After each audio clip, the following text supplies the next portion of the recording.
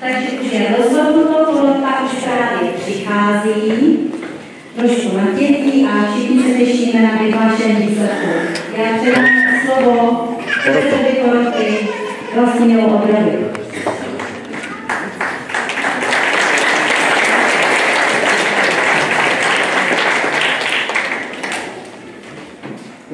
Dobré odpoledne. Byl to zase maraton, jako už všechny předchozí roky. Pořád přemýšlíme, jak to udělat pro ty děti, aby to bylo víc takové přátelštější po setkání.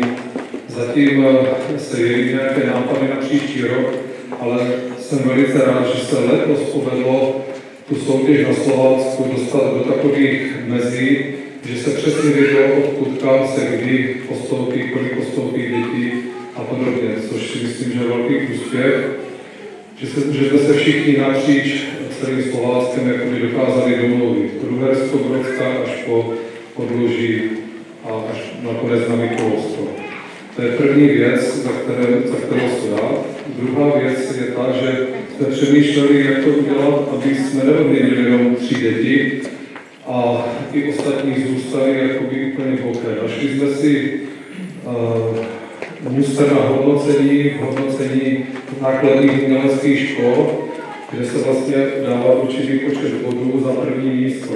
To znamená, ten, kdo dosáhne na 21 až 25 bodů od jednoho porodce, tak automaticky získává první místo.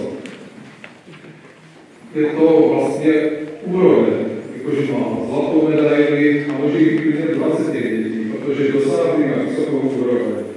A potom samozřejmě se z těch nejlepších ještě vyberou ti, kteří mají úplně nejvíc bodů a kteří ten den prostě zazářili.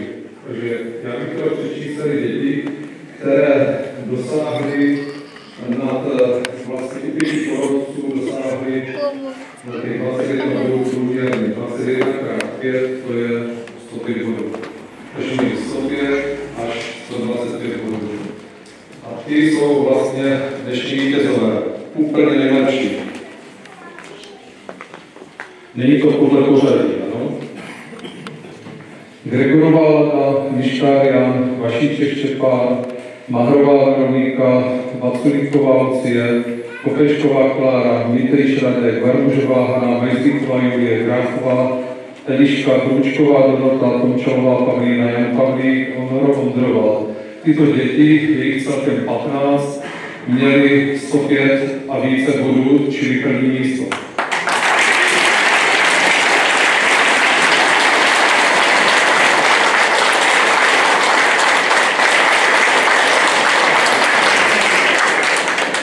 Příští rok to uděláme tak, že všichni dostanou první místo ocenění. A z těch 15 jsme vybrali 3, kteří měli nejvyšší počet bodů, na kterém se shodla porota. Takže 3. místo ze všech prvních míst získal Jan Pavlík z Rudé Vrby.